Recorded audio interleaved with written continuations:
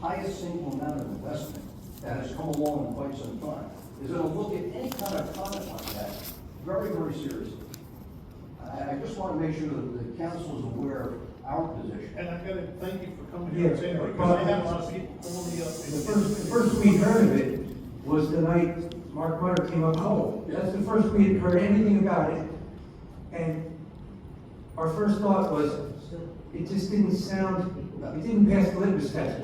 Had you come up that day and spoke tonight, I wish everything would have been different. I wish I was here. Yeah. And in fact, So- again, out of respect to the council, my client instructed me to come here tonight to explain that every scintilla of licensing that's required in the state of New Jersey is going to be comported. And Hopefully, it's going to be we tremendous understand success. now. We invite everybody, even Mr. Hodge, to come here and perhaps enjoy the festivities on the site. You clearly there. Thank you for coming and seeing me. Thank you. Okay, that's one quick.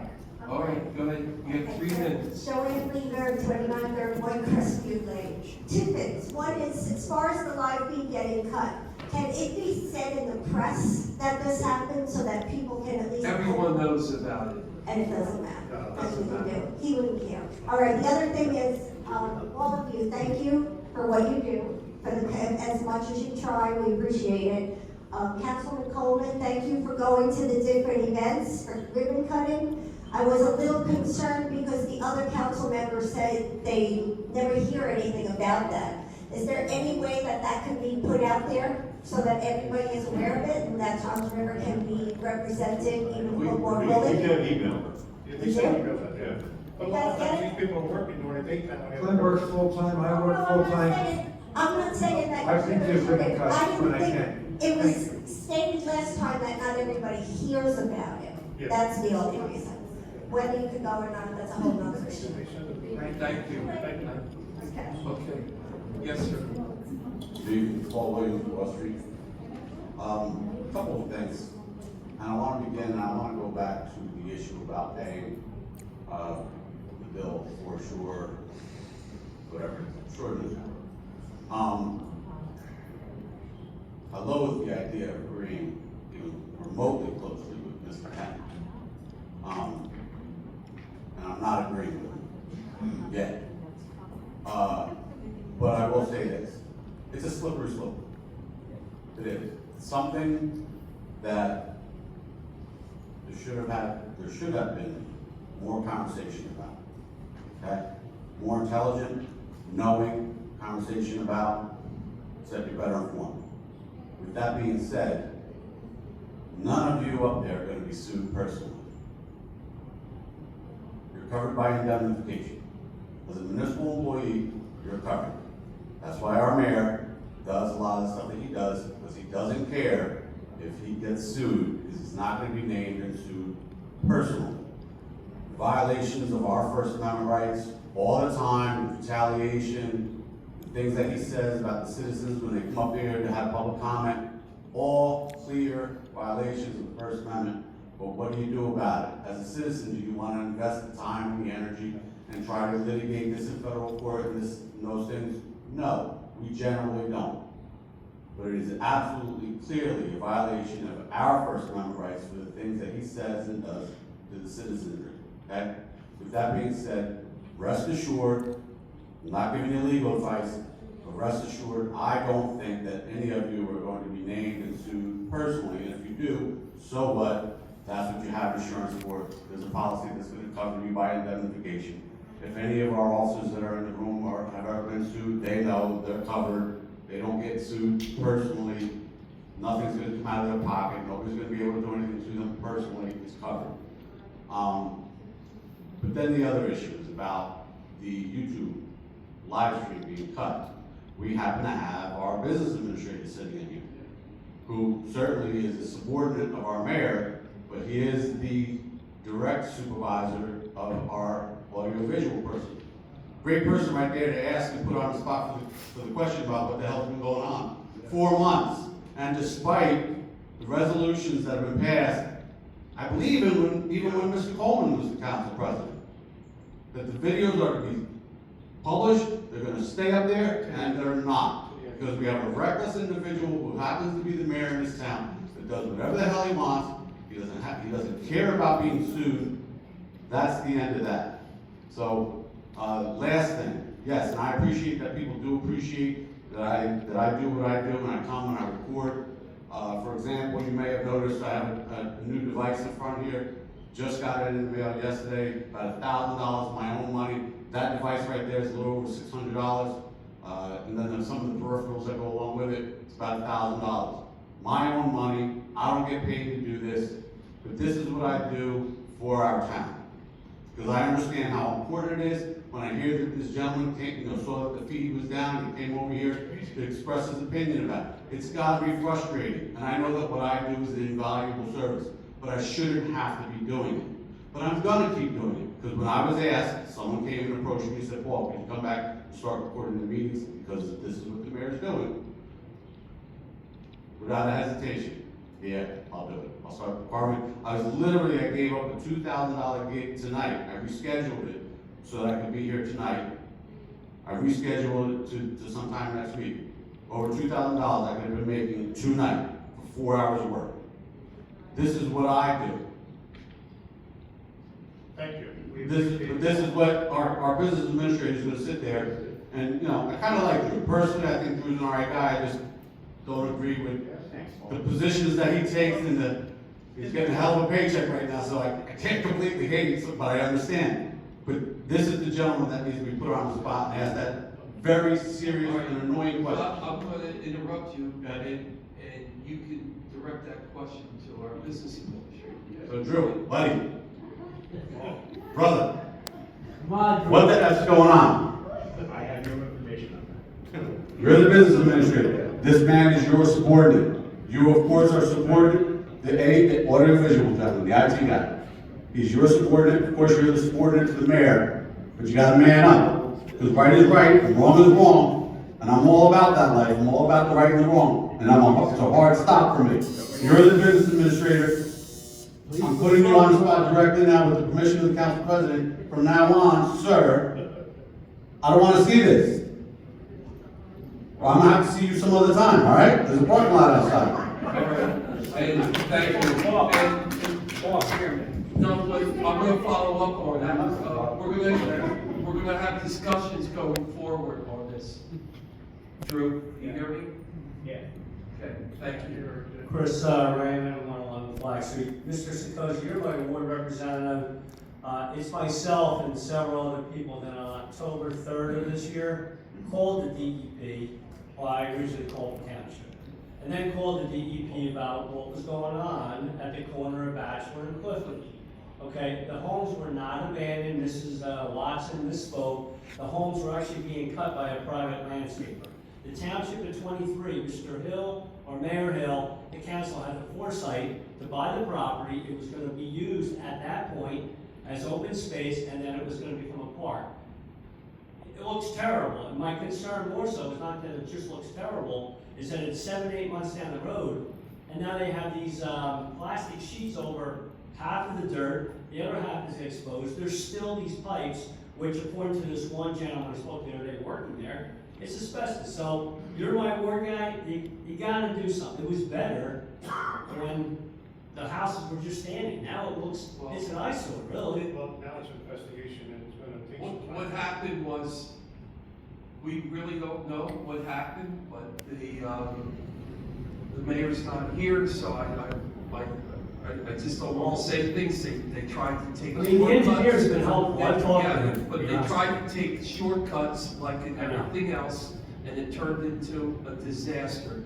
How many hundreds and hundreds of thousands of dollars are we going to pay for this cleanup and this disaster? I don't know. And I don't know either, and we don't know. I would ask But we somebody to eventually look into it, will please. find out. Please, it looks terrible. And it's probably, there's probably, my concern is there's children that walk on that street Bachelor for the last 5-6 months. How will we ever know what was really on that property? I mean, nothing was removed for several months other than a fence was put up. So I think it's an issue and I think it should be addressed. David, you can look into it? Yes, I'm there, I most appreciate of it. the time. Thank you. I'm there. That's all I Thank got. you. Thank you. Good evening. Pat Glassell, Worthy Beach. I know a couple months ago I asked you about devices, cell phones and things like that, and you said that it was supposed to be using it. Well, I've been watching tonight, and I can name several people who have been on their cell phones.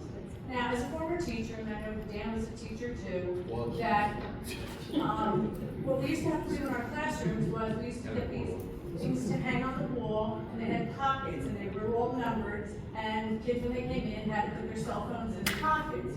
So can we do something like that, because so many of the people up here, not just council, but administration, the attorney, they're all on their cell phone. If you want to be representing Tom's River, you should be paying attention to what is being said at the council meetings, and instead of playing around on your phones.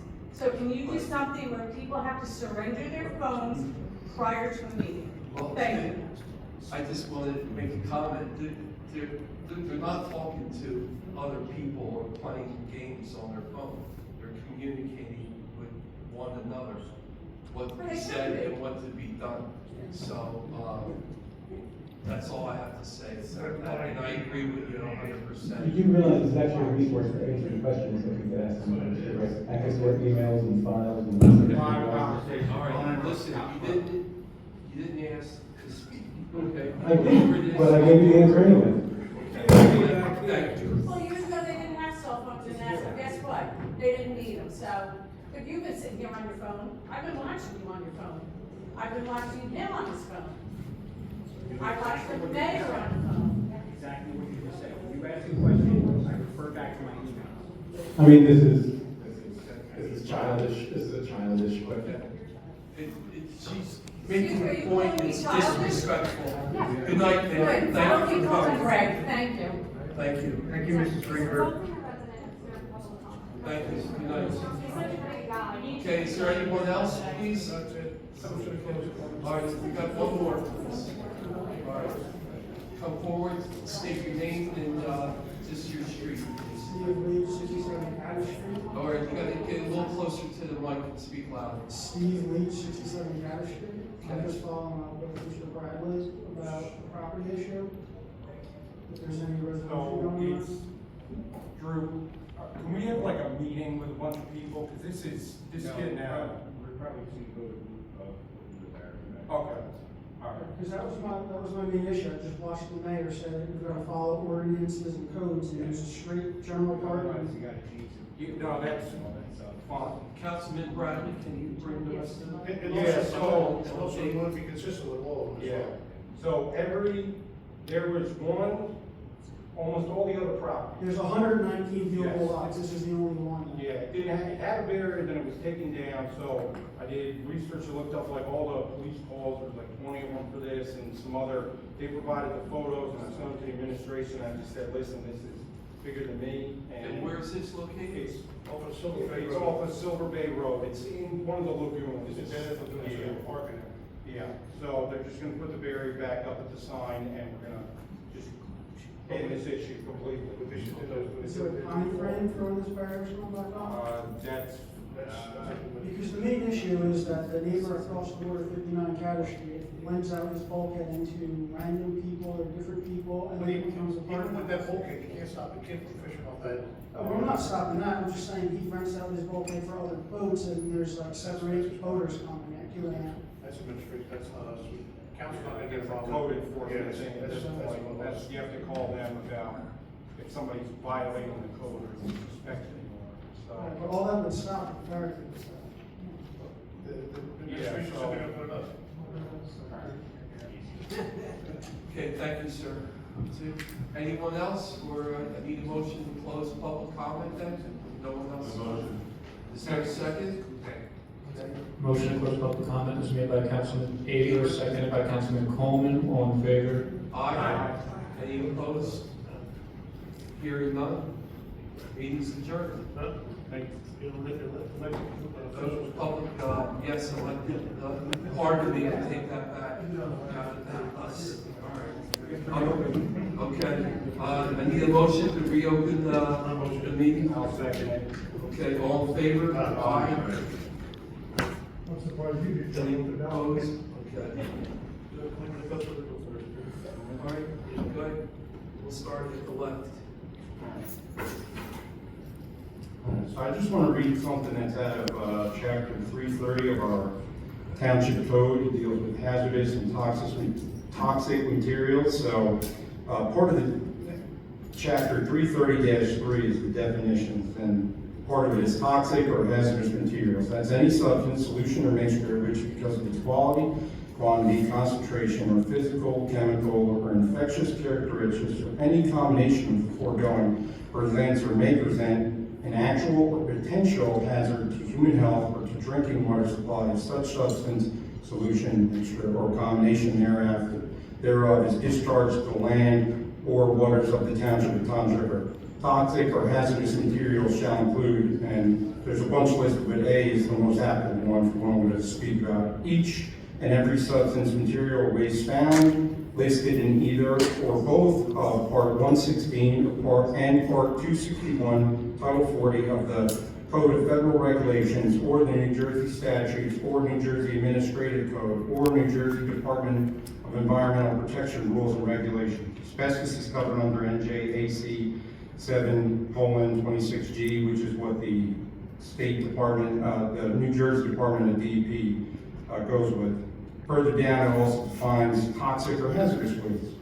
And the portion of that is toxic or hazardous materials generated by one, in possession or control of any residential premise for which materials disposal is intended, and which waste is not domestic wastewater without the admixture of non-sewage wastewater from any industrial process. All right, so I'm going to go into this. 330-5, prohibited activities, registration to be maintained on a vehicle. So it shall be unlawful for any person to pick up, transport, or dispose of toxic or hazardous waste materials in the Township of Township without having a valid and appropriate New Jersey state waste contract or registration. And you do have to be registered with the state to be able to pick up asbestos. So when we were taking that out the first time, it was not done correctly. So, just so people are wondering, it's estimated that to clean up the Bachelor and Clifton sites at $95,000, and also can go up depending on how much soil has to be removed. And Guardian, that's there, they also did the Cox Pro property. They have to seal the soil and anything else that's in there. So those pipes, anything like that, has to be sealed properly. All right, so some of the stuff that they cited was transient siding and pipe insulation. So the transient siding, that's not that bad. There's only 4 to 5% of asbestos being in that, but pipes, which they get wrapped in either the actual asbestos material or that asbestos cardboard, has an estimated of anywhere from 45 to 58% of asbestos in it. Pretty nasty stuff there, all right? And if there was no asbestos at this site, I don't know why a worker would be in a full protective suit with a respirator mask, okay? So, there's that. One other thing I wanted to read. So, I purchased the Open Public Records and Meetings book because I got tired of not knowing some things and I wanted to educate myself. So, 25:5 is recording by public.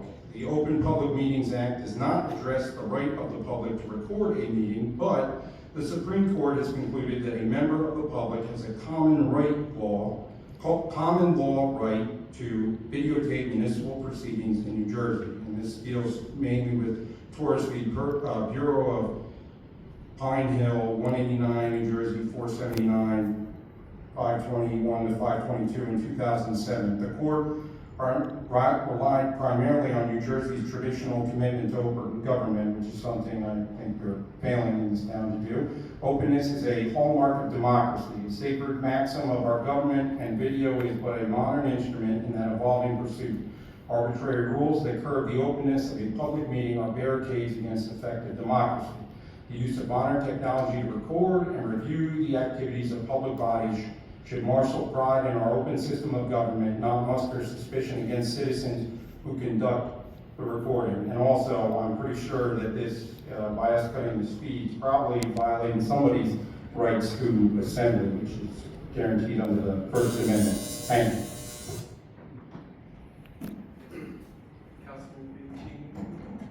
Thank you, Council President. I just wanted to let everybody know that this week is actually Police Week, and I want to thank all the police officers, anybody that's actually there protecting us as public citizens. I want to thank them. Also, a big part of the police department is the K-9 units. We have a lot of these fairy friends out there that literally protect our police officer in times of need. So I want to thank everybody in this room. If you know of anybody, and also anybody that works in EMT and any firemen, because we all need each other. But this is Police Week, and I want to thank all you guys for all the hard work you guys do.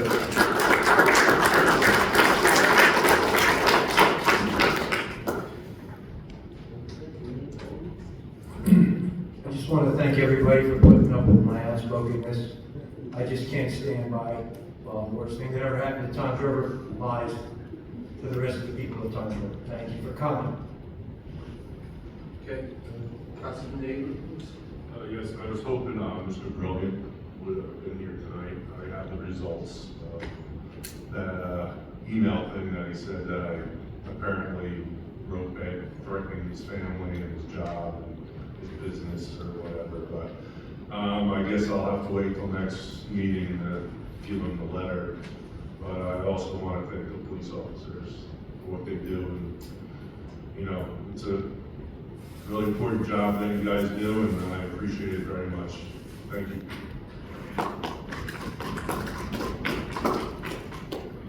Councilman Coleman? I'll ditto that. I've had police in my family, a pretty good history, and it's a tough job. Always supported police, and just happy to be here in Toms River. I have a relationship with several of them, and they do a hell of a job. And I hope that we can get these positions filled rather quickly. As I understand it, I'm quoting, as I understand it, they're in the background check phase of hiring new officers. So it shouldn't be too long before we see some new faces in the department. Anyway, so have a safe trip on Thanksgiving. Well, it was another long meeting tonight, and it was going well. We hit a couple bumps again during the meeting, but we got through it, and I'm grateful for the turnout and the people that continue to come. I know it takes a lot out of your personal life to get here and to sit here, but we need the support. So keep coming, please, and we try, we give 100% to do our best here for our town.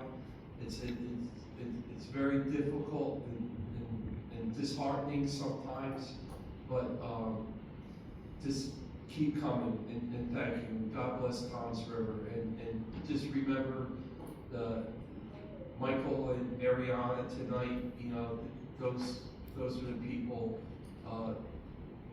that work for Toms River and future of Toms River, and thank you.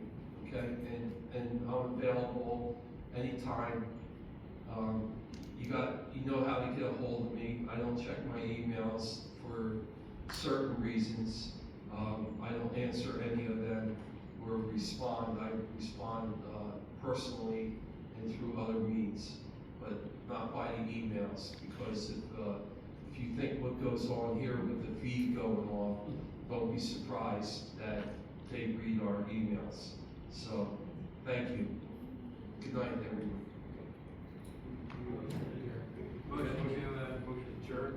Motion adjourned. Second motion. All in favor? Aye.